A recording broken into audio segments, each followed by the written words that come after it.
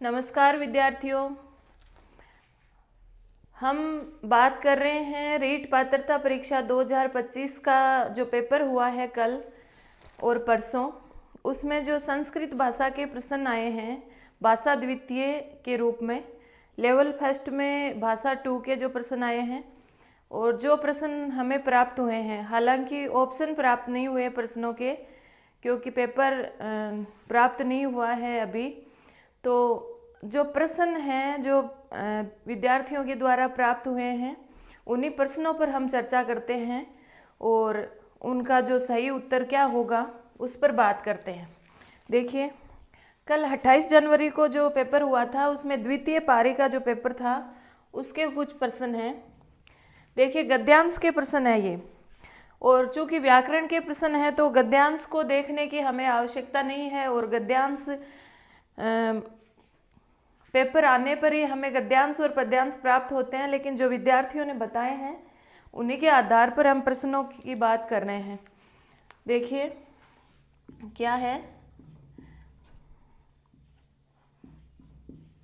शब्द है त्यागे नेव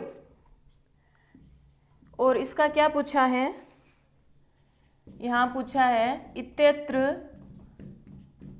संधि कह।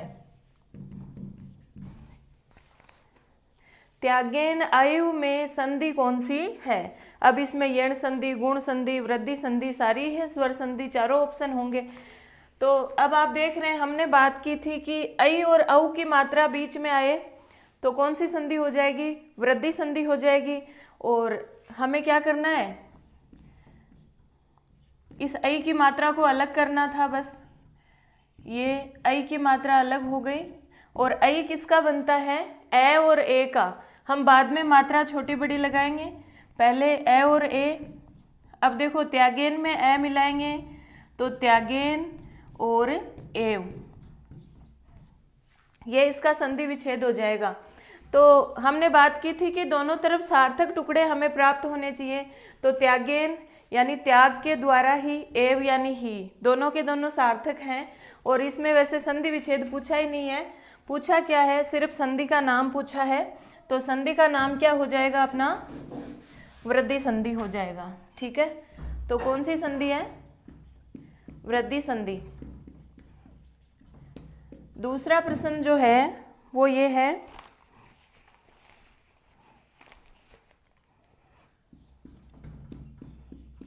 गद्यांश के प्रश्न है ये सारे के सारे।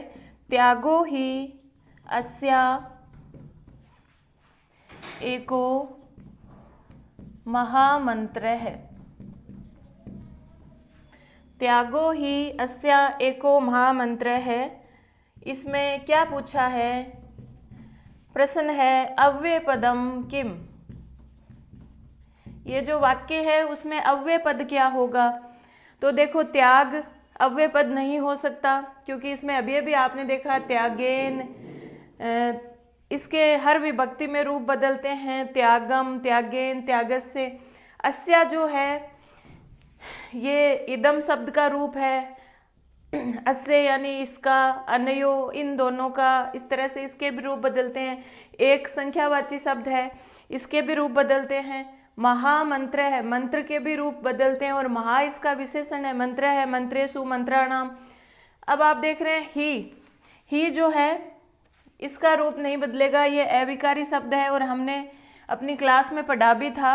एव, ही, चय, अपि, ये सारे क्या हैं? अव्यय शब्द हैं, अविकारी शब्द हैं। किसी भी विभक्ति, रूप, किसी भी वचन या पुरुष में, लिंग में इनका रूप परिवर्तित नहीं होता। तो ही क्या हो गया? अव्यय शब्द हो गया, अव्यय पद हो गया। अगला जो प्रश्न है वो ये है कि सभ्यता में कौन सा प्रत्यय है? सभ्यता शब्द में हमें कह प्रत्यय पूछा है। अब आप देख रहे हैं इसमें देखो ऑप्शन दिए हैं, तल, त्रिच, तय और क्षत्रि। मैंने आपको कहा था कि जो प्रत्यय वाला प्रश्न है उसमें आप है ना ऑप्शन देख लीजिएगा तो आसानी होगी करने में। अब देखो इसमें जो देख रहे हैं, अब सभ्य जो है ना, सभ्य के आगे ता लगा हुआ है। अब जो सभ्य है वो शब्द है, आपको पता है सभ्य धातु नहीं है, यहाँ पर शब्द है। और त्रिच, तय और क्षत्रि तीनों प्रत्यय धातु से लगने वाले हैं, यानी तीनों तीनों कृत प्रत्यय। तो ये अपने आप ही तीनों ऑप्शन कट हो गए। और बचा क्या, तल प्रत्यय, जो कि शब्द से लगता है, और शब्द से लग करके तल प्रत्यय में तय शेष रहता है और स्त्रीलिंग में ता बन जाता है। और तल प्रत्यय से बने हुए शब्द क्या होते हैं, स्त्रीलिंग होते हैं। और हमने देखा था कि सभ्यता, मनुष्यता, शिशुता, गुरुता, लघुता, ये सारे शब्द, सारे स्त्रीलिंग शब्द किस प्रत्यय से बनते हैं, तल प्रत्यय से बनते हैं। तो इसमें तल प्रत्यय वाला ऑप्शन राइट हो जाएगा। अगला जो प्रश्न है हमारा वो है निज स्वार्थानाम। एकदम सरल प्रश्न है, कुछ भी दिक्कत वाली बात ही नहीं है अगर आपने थोड़ा सा नॉर्मली भी अध्ययन किया है चीज़ों का। निज स्वार्थानाम पदे का विभक्ति,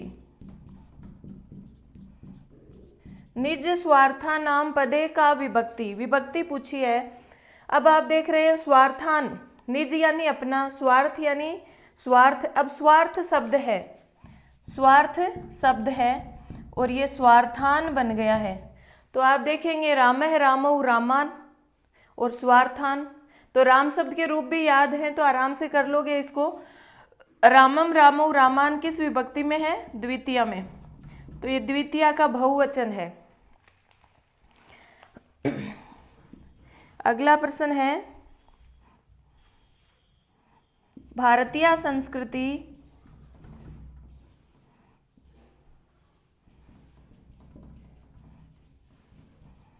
भारतीय संस्कृतिस्तु सर्वथा शिक्षयति। भारतीय संस्कृतिस्तु सर्वथा शिक्षयति, इसमें उसने हमें विशेषण पद पूछा है कि इस वाक्य में विशेषण पद कौन सा होगा। तो सीधा सीधा दिख रहा है संस्कृति शब्द विशेष्य है और संस्कृति की विशेषता कौन बता रहा है, भारतीय। कौन सी संस्कृति, भारतीय संस्कृति, ठीक है। तो विशेषण पद क्या हो जाएगा, भारतीय।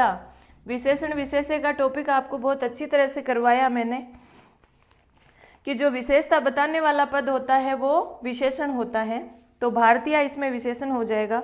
अगला जो प्रश्न है वो ये है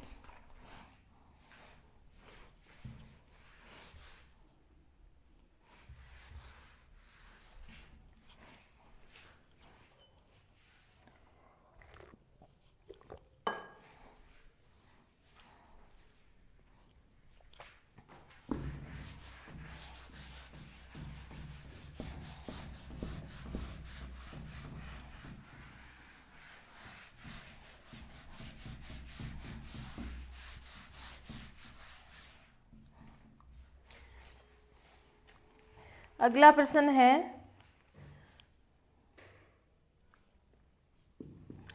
कस्य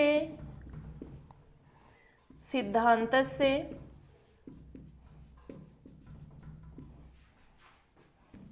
अनुकरणेन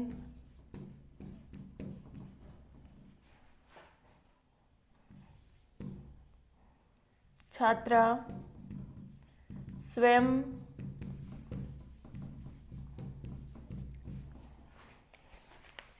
किम अपि कार्यं कृत्वा अवगच्छन्ति, कि किस सिद्धांत के द्वारा, किस सिद्धांत का अनुकरण करके, किस सिद्धांत के अनुकरण के द्वारा छात्र स्वयं किम अपि कार्यं कृत्वा अवगच्छन्ति, स्वयं ही कुछ कार्य करके समझते हैं। तो इसमें मतलब छात्र कार्य करेंगे अपने आप कार्य करेंगे तो वो क्या रहेंगे, क्रियाशील रहेंगे। तो इसमें ऑप्शन में क्रियाशीलता का सिद्धांत है, तो इसमें क्रियाशीलता का सिद्धांत सही हो जाएगा। इसका उत्तर क्या हो जाएगा, क्रियाशीलतायाः सिद्धांत है। क्रियाशीलता के सिद्धांत का अनुकरण करके छात्र स्वयं कार्य करते हुए सीखते हैं। अगला जो प्रश्न है वो ये है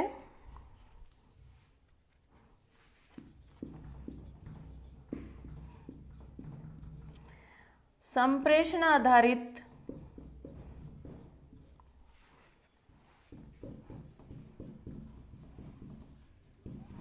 गतिविधिं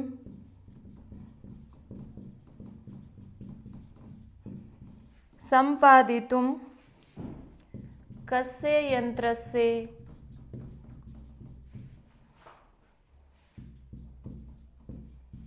महती उपयोगिता विद्यते।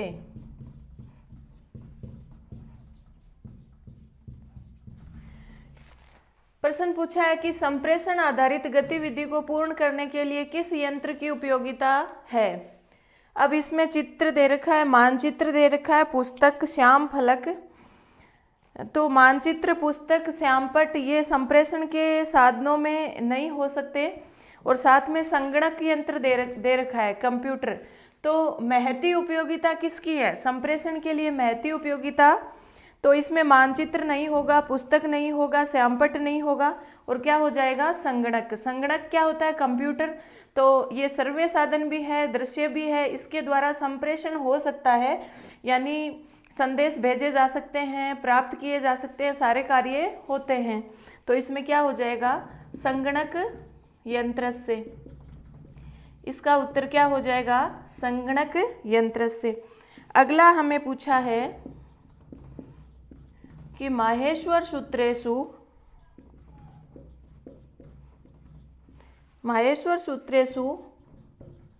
अक प्रत्याहारस्य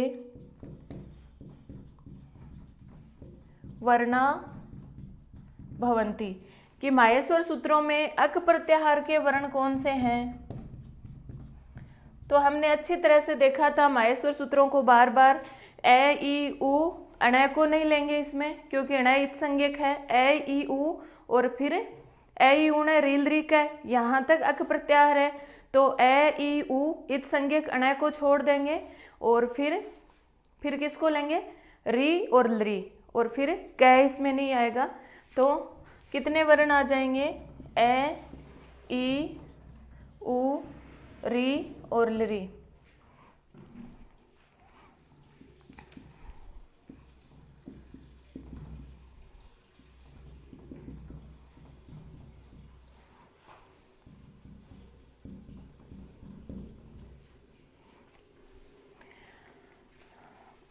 प्रातः है, फिर यहाँ पर 5:45 है, और वादने यानी बजे, उसके आगे उत्तिष्ठामि या विद्यालयम गच्छामि जो कुछ भी है वो दिया हुआ है। हमें पूछा है वो क्या है?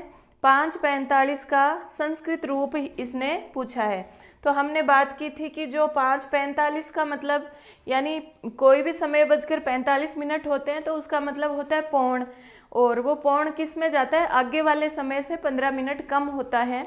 तो पौण के लिए हम पादोन शब्द का प्रयोग करेंगे, और ये क्या होगा?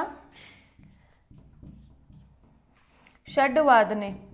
ठीक है, ऑप्शन में अगर षट्वादने और षड्वादने दोनों है तो षड्वादने सही होगा। क्यों सही होगा?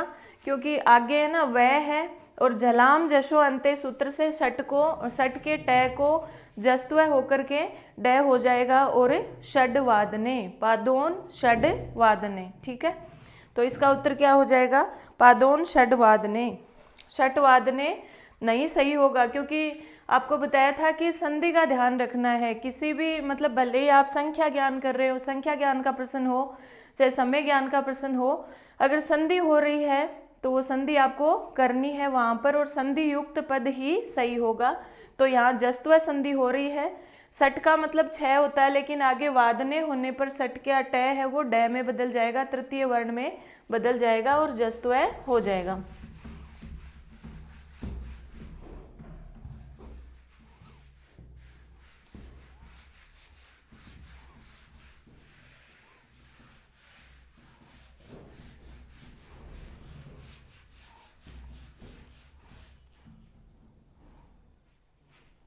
आगे देखिए आगे के जो प्रश्न है वो हमें पद्यांश में से पूछे गए हैं। ये पद्यांश आया था पेपर में। कल्याण सिंह जयमल विशाल वक्ष है, संभूत शोणित पवित्र तमा स्थलियम, वीरद्वयेन निज गौरव रक्षणार्थम अत्रासो जहु वीरे सम्राग्नि कंडे। अब इसमें क्या पूछा है, विशाल वक्षः इति अत्र कै समास है। विशाल वक्षः में समास पूछा है। तो इसमें देखो विशाल वक्षः, एक तो विशेषण है, दूसरा विशेष्य है। वक्षः तो विशेष्य है और विशाल विशेषण है। वक्षः शब्द की विशाल शब्द विशेषता बता रहा है, मतलब विशेषण विशेष्य। और जहाँ विशेषण और विशेष्य का या उपमेय उपमान का संबंध हो तो कौन सा समास होता है, कर्मधारय समास होता है। वैसे इसमें बहुब्रीहि भी हो सकता है अगर ऐसा हो, विशाल हो वक्ष जिसका, लेकिन बहुब्रीहि तो ऑप्शन में ही नहीं है, तो फिर कर्मधारय है ही है। तो इसमें समास कौन सा हो जाएगा, कर्मधारय।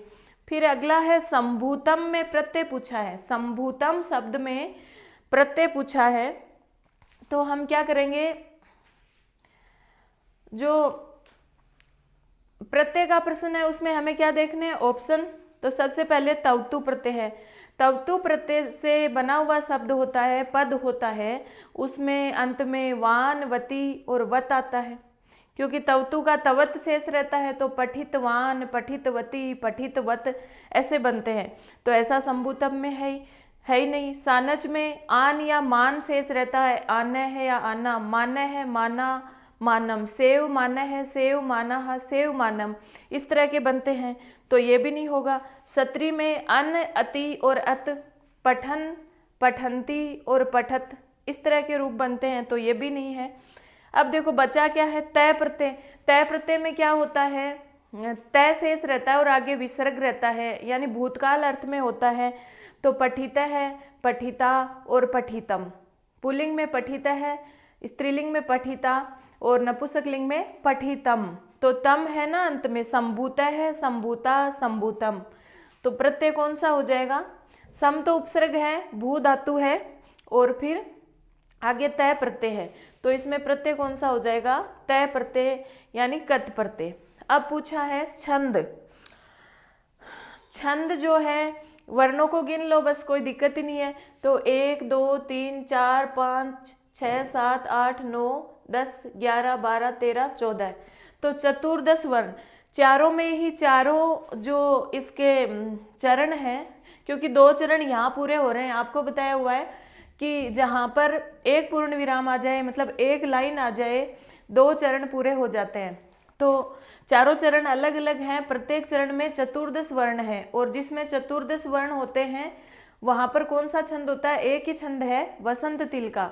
और आप वसंत तिलका का अगर इसमें देखोगे तो भी वही होगा, उक्ता वसंत तिलका तबजा। तो देख लो, सबसे पहले तगण आएगा, तो ता कह के आगे आधा लय है, इसलिए ये गुरु हो जाएगा, ता रा और जय। किसी भी चरण में देखोगे ता रा जय, यानी सबसे पहले तगण आ रहा है। और सारे के सारे गण बनाओगे तो भी तगण, भगण, जगण, जगण और अंत में 2 गुरु वर्ण आएंगे। वैसे देखने की जरूरत ही नहीं है 14 वर्ण किस छंद में होते हैं, प्रत्येक चरण में वसंत तिलका में होते हैं। तो उत्तर क्या हो जाएगा, वसंत तिलका वाला ऑप्शन राइट हो जाएगा। अब है अलंकार पूछा है, तो अलंकार देखो यहाँ पे है सम्राग्नि, समर रूपी अग्नि, यानी उपमा तो जब होता इव वगैरह, इव, यथा, वत, इस तरह के शब्द होते, तो इस तरह के कोई है ही नहीं समानता प्रकट करने के लिए। यहाँ पर जो शब्द दिया हुआ है सम्राग्नि, समर रूपी अग्नि, मतलब कौन सा अलंकार है, रूपक अलंकार इसमें हो जाएगा। अब पूछा है स्थलियम में संधि पूछी है, तो स्थलियम में आपको दिखाई दे रहा है कि जहाँ पर बड़ी ई हो, बड़ा ऊ हो या बड़ी री हो मध्य में, वहाँ पर दीर्घ संधि होती है। और जो शब्द हैं, दोनों टुकड़े जो हो रहे हैं वो आपको देखने हैं कि सार्थक बन रहे हैं या नहीं। वैसे ही अंधे होके नहीं करना कि बस पहचान कर ली और दीर्घ संधि। तो आप देखोगे स्थल, स्थल में से ई को अलग कर लो और ये यम। अब देखो बड़ी ई के 2 टुकड़े करोगे तो ये मान लो कि 2 छोटी ई बन जाएगी, क्योंकि मात्रा हम बड़ी या छोटी बाद में लगाते हैं, एक बार बस देखते हैं कि ये संधि हो रही है कि नहीं हो रही। तो ये 2 छोटी मिलकर, 2 छोटी ई मिलकर एक बड़ी ई बनेगी। अब स्थल में ई की मात्रा लगा दो। अब स्थल में ई की मात्रा लगाओगे तो स्थली, छोटी ई की मात्रा नहीं लगेगी, बड़ी ई की मात्रा लगेगी, और इधर ई जोड़ दो, ईयम। ठीक है, तो इधर बड़ी ई, ईएम में बड़ी ई नहीं आती, छोटी ई आती है। छोटी मात्रा लगानी है, बड़ी मात्रा लगानी है, ये आपको देखना पड़ेगा अपने कॉमन सेंस से। तो ये देखो, स्थली का मतलब तो क्या होता है, ईएम का मतलब तो यह है, ईएम यानी यह है, मतलब इदम शब्द का रूप है ना, ईएम, इमो, इमे, और अयम, इमो, इमे वो होता है पुल्लिंग में, ईयम, इमे, इमा ये स्त्रीलिंग में। तो स्थली धन ईयम, तो स्थली मतलब धरा, ईयम यानी यह धरा, यह है धरती। तो सार्थक टुकड़े बन रहे हैं दोनों, तो ई और ई मिलकर के बड़ी ई हो गई, और संधि कौन सी हो गई इसमें, दीर्घ संधि, सवर्ण दीर्घ संधि। ठीक है, उत्तर क्या हो जाएगा, सवर्ण दीर्घ संधि। ठीक है, आगे देखिए,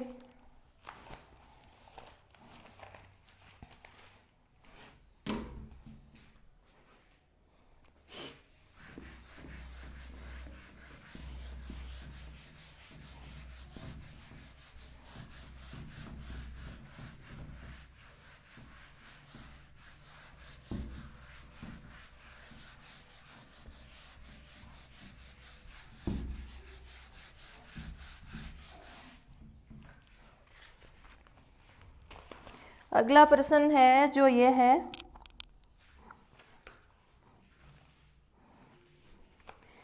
ई का उच्चारण स्थान पूछा है, ई का उच्चारण स्थान। तो कोई दिक्कत नहीं है, उच्चारण स्थान अपन ने अच्छी तरह से पढ़े हुए हैं। ईचु या सैनाम तालु, ई, च वर्ग, श, इन सब का श और य का उच्चारण स्थान अकुह विसर्जनिया नाम कंठ है। ईचु ये श नाम तालु, ई, च वर्ग, य और तालव्य श का उच्चारण स्थान तालु होता है। तो ई का उच्चारण स्थान क्या हो जाएगा, तालु हो जाएगा। अगला जो पूछा है वो ये पूछा है, पद्य शिक्षणस्य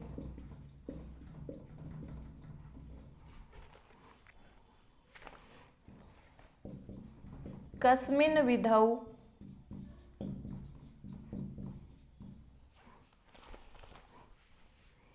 प्रश्न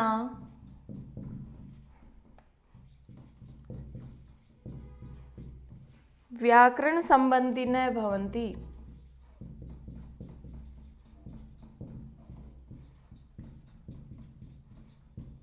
प्रश्न क्या है, पद्य शिक्षण की किस विधि में जो प्रश्न होते हैं वो व्याकरण संबंधी होते हैं। पद्य शिक्षण की जो विधियां होती है उसमें प्रमुख दो हैं, खंडान्वय और दंडान्वय, दोनों ही ऑप्शन में हैं। लेकिन जो खंडान्वय विधि है और जो दंडान्वय विधि है वो दोनों की विशेषताएं अलग है। खंडान्वय विधि जो है वो तो विषय वस्तु से संबंधित होती है, और यहाँ पे हमें पूछा है कि व्याकरण संबंधी कौन सी विधि होती है। तो व्याकरण संबंधी ज्ञान जो कराती है वो दंडान्वय विधि होती है। ठीक है, तो इसका उत्तर हो जाएगा दंडान्वय विधौ। सप्तमी में पूछा है ना किस विधि में, तो दंडान्वय विधौ, व्याकरण के लिए दंडान्वय विधि होती है। अगला देखिए,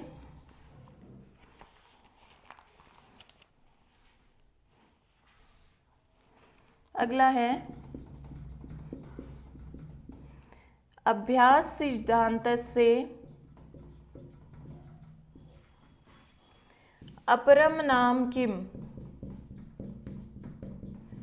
अभ्यास के सिद्धांत का दूसरा नाम किम है। अभ्यास के सिद्धांत का अपर नाम क्या है, दूसरा नाम क्या है, ये पूछा है हमें। तो अभ्यास का सिद्धांत का दूसरा नाम जो ऑप्शन में दिया गया है उसमें क्रियाशीलता या सिद्धांत है। अभ्यास का मतलब क्रियाशील रहना, तो अभ्यास के सिद्धांत का दूसरा नाम क्रियाशीलता का सिद्धांत है।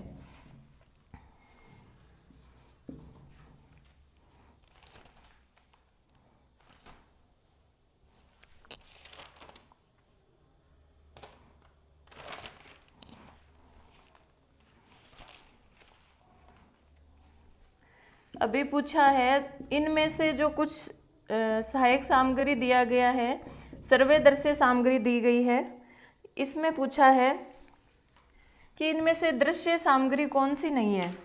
दृश्य साधनम न अस्ति, ये अस्ति और नास्ति हमारा प्रश्न बहुत बार गलत करवाता है। पूछा है कि इनमें से दृश्य साधन न अस्ति कौन सा नहीं है, तो इसमें जो दिए गए हैं, एक तो भित्ति पत्रिका। भित्ति पत्रिका का मतलब, भित्ति मतलब दीवार, तो दीवार पर कुछ बनाए हुए हैं, दीवार पर कुछ चित्र बनाए हुए हैं, तो वो हमें दिखते हैं, तो वो तो दृश्य साधन है, तो ये नहीं हो सकता। प्रतिकृति, प्रतिकृति का मतलब होता है मॉडल, तो मॉडल भी हमें दिखाई देता है। फिर है रेखा चित्र, रेखा चित्र भी हमें दिखाई देता है, तो दृश्य साधन है। और एक दिया हुआ है आकाशवाणी, तो आकाशवाणी दिखाई नहीं देता, ये सिर्फ सर्वे साधन है, तो इसका उत्तर क्या हो जाएगा, आकाशवाणी। अगला है चतुर्षु भाषा कौशलेषु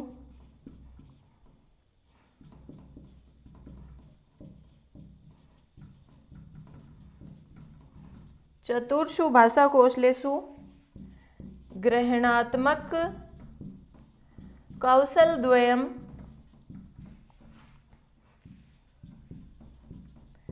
विद्यते। प्रश्न क्या पूछा है, चतुर्षु भाषा कौशलेषु, चारों जो भाषा कौशल हैं कौन कौन से, श्रवण, भाषण, पठन और लेखन, उनमें से द्वय, दो ग्रहणात्मक कौशल कौन से हैं। तो हमने बात की थी भाषा कौशल 4 हैं, सुनना, बोलना, पढ़ना, लिखना, श्रवण, भाषण, पठन और लेखन। अब उसमें से 2 तो क्या हैं, ग्रहण से संबंधित, इनपुट से संबंधित, 2 क्या हैं, आउटपुट से संबंधित यानी अभिव्यक्ति से संबंधित। तो ग्रहण से संबंधित 2 कौन कौन से हैं, श्रवण और पठन, सुनना और पढ़ना। सुनने में सुनकर ग्रहण करता है अर्थ को, और पढ़ने में पढ़कर अर्थ ग्रहण करता है। लिखना और बोलना दोनों क्या है, अभिव्यक्ति हैं। बोलने में, भाषण में बोलकर अभिव्यक्त करता है, लेखन में लिखकर अभिव्यक्त करता है। तो ग्रहणात्मक कौशल कौन से हुए, श्रवण और पठन।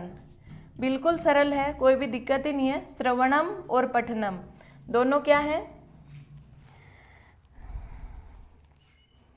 ग्रहण के कौशल हैं। आगे पूछा है भय का उच्चारण स्थान, भकारस्य उच्चारणम स्थानम किम, भय का उच्चारण स्थान क्या है।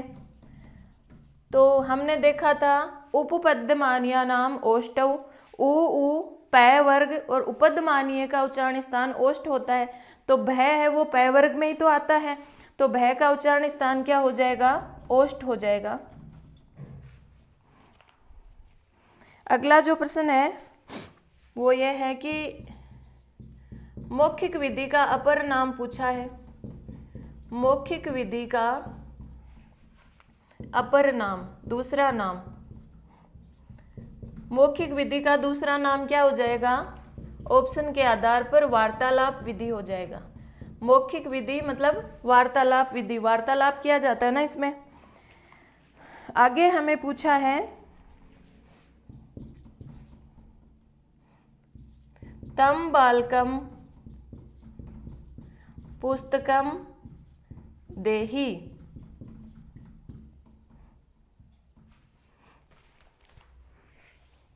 उस बालक को पुस्तक दो।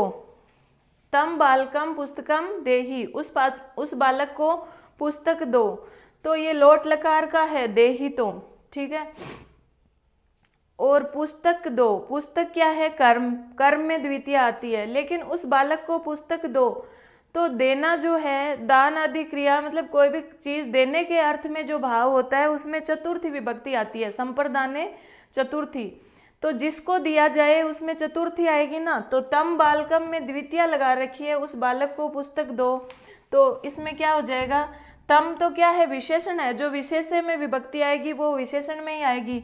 तो बालकाय यानी बालक को पुस्तक दो, तो बालकाय, और तम की चतुर्थी तस्मई, युष्मद शब्द चतुर्थी एक वचन क्या बनेगा, तस्मई, ठीक है। अगला देखिए, अगला पूछा है कि हमें संख्या दी गई है 46 और 46 का संस्कृत अनुवाद करना है, यानी 46 को संस्कृत में लिखना है। तो संस्कृत में कोई भी संख्या लिखनी हो तो उसको इधर से शुरू करेंगे, ठीक है। चाहे कितनी भी बड़ी संख्या है, हिंदी की है उसको अंकों में लिखना है तो भी इधर से शुरू करना है उसको, और अगर अंकों में दे रखा है उसको संस्कृत में लिखना है तो भी इधर से शुरू करेंगे। तो यहाँ जो संख्या है वो इधर तो क्या है 6, और 6 किस में जुड़े हैं 40 में, तो पहले तो 6 आएगा फिर 40 आएगा, तो 6 यानी 60 और 40 को कहते हैं चत्वारिंशत्, तो ये हो गया षट चत्वारिंशत्, ठीक है। और इसके ऑप्शन में षड चत्वारिंशत् भी था, दोनों ही थे षट और षड, तो ये गलत हो जाएगा। क्यों? क्योंकि यहाँ जस्त्व संधि नहीं हो रही है। जस्त्व संधि झलाम जशो अंत्य से कब होती है कि यहाँ कोई झल वर्ण हो, झल वर्ण तो है, ट झल वर्ण है, लेकिन बाद में किसी भी वर्ग का तीसरा चौथा पांचवा और है ये वह रे ये हों तब जस्त्व संधि करनी है। संधि के नियम भी आपको पता होने चाहिए। तो यहाँ ट का ड नहीं बनेगा, पहले का तीसरा नहीं बनेगा, क्योंकि यहाँ पे जस्त्व संधि के नियमों का पालन नहीं हो रहा। आगे पहला दूसरा वर्ण हो, किसी भी जल वर्ण के आगे किसी वर्ग का पहला दूसरा वर्ण हो तो फिर जस्त्व संधि नहीं होती है। तो ये षट चत्वारिंशत् सही होगा, षड चत्वारिंशत् गलत होगा, ठीक है। आगे चलिए, आगे एक प्रश्न पूछा है,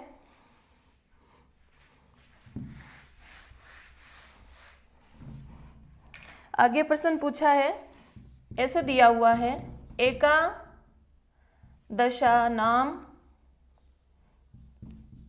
एकादशानाम और अष्ट, एकादशानाम अष्ट का संख्या भवती।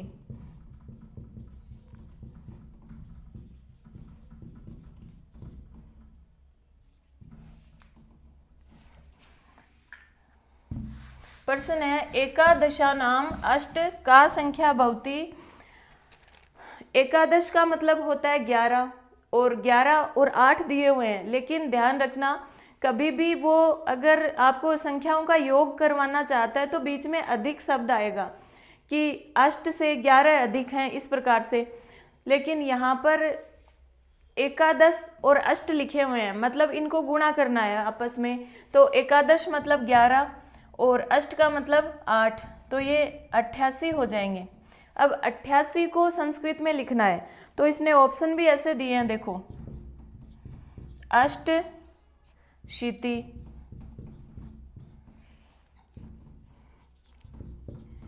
अष्टा शीति, अष्टा शीति ही,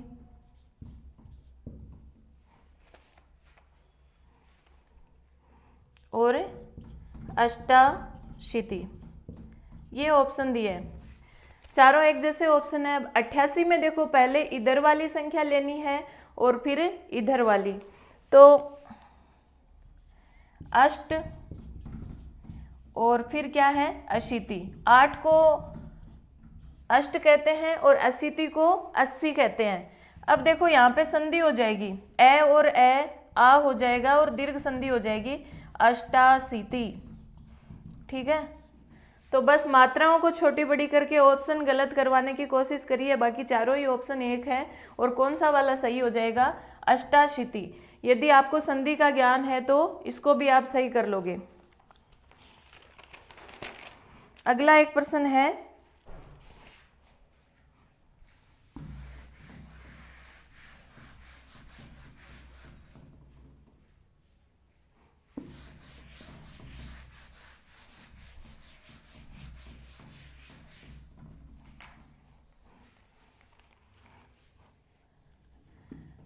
मात्रात्मक मूल्यांकन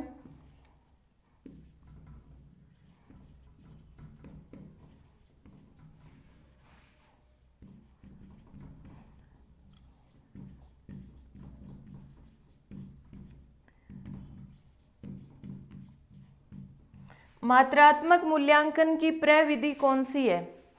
तो हमने देखा था मात्रात्मक मूल्यांकन और गुणात्मक मूल्यांकन, दो प्रकार का मूल्यांकन होता है। लेकिन हमारा जो विद्यालय में किया जाने वाला मूल्यांकन, जो लिखित परीक्षा और मौखिक परीक्षा जो होती है, जो समय समय पर आयोजित होती है, वो ज्ञानात्मक पक्ष का मूल्यांकन करती है, यानी मापन करती है, और वही मात्रात्मक मूल्यांकन कहलाता है। तो जो हमारे वस्तुनिष्ठ जो लिखित परीक्षा है, जो निबंधात्मक कोई सी भी परीक्षा हो, वो किस में आएगी? मात्रात्मक में आएगी। इसके अलावा साल भर अन्य जो क्रियाएं जो हैं, पाठ्य सहगामी क्रियाएं, अन्य जो भी चीज़ें हैं, वो सारी सारी गुणात्मक में आएंगी। तो इसमें वस्तुनिष्ठ परीक्षा, मत सूची, स्तर मापिनी और अवलोकन। तो मत सूची, स्तर मापिनी और अवलोकन तीनों ही अलग हैं, तीनों गुणात्मक में जाएंगी। और मात्रात्मक में जो हम परीक्षा लेते हैं बच्चों की विद्यालय में, वो वस्तुनिष्ठ परीक्षा होगी, यानी ये मात्रा का ही तो मापन करती है, पूरा का पूरा मतलब गुणात्मक परीक्षण तो नहीं करती, सिर्फ ज्ञानात्मक पक्ष का ही मूल्यांकन करती है, वस्तुनिष्ठ परीक्षा है जो। तो ये इसमें ऑप्शन क्या हो जाएगा? वस्तुनिष्ठ परीक्षा। एक प्रश्न पूछा है अनुवाद का। अनुवाद का प्रश्न क्या पूछा है? पिता पुत्र से प्रश्न पूछेगा। पिता पुत्र से प्रश्न पूछेगा। अब इसमें आप देख रहे हैं कि प्रच्छ धातु है। प्रच्छ धातु, पूछना प्रच्छ धातु है, और प्रच्छ धातु जो है वो किस में आती है? 16 द्विकर्मक धातु में आती है। प्रच्छ धातु 16 द्विकर्मक धातु में आती है। दुह, याच, पच, दंड आदि जो 16 द्विकर्मक धातु है, उनमें एक प्रच्छ धातु भी है। तो द्विकर्मक धातुओं के योग से दो दो कर्म होते हैं, दो दो जगह द्वितीय विभक्ति आती है, एक मुख्य कर्म और एक गौण कर्म। तो पुत्र से प्रश्न पूछेगा, तो पुत्र में भी द्वितीय आएगी और प्रश्न में भी द्वितीय आएगी। और जो पिता है वो क्या है? कर्ता। पिता पुत्रम